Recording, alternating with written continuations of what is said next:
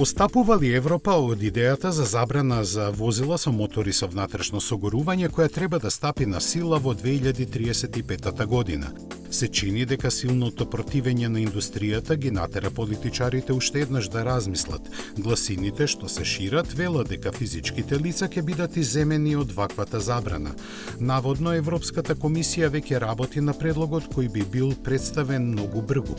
За компаниите пак ќе нема пардон. За нив единствена опција би биле само електричните возила.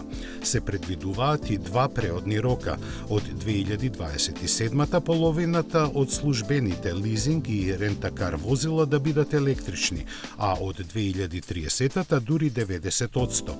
Преамбициозно би рекле бидејќи за да се постигнат овие цели, дотогаш продажбата на електрични возила треба да се зголеми и за 90%.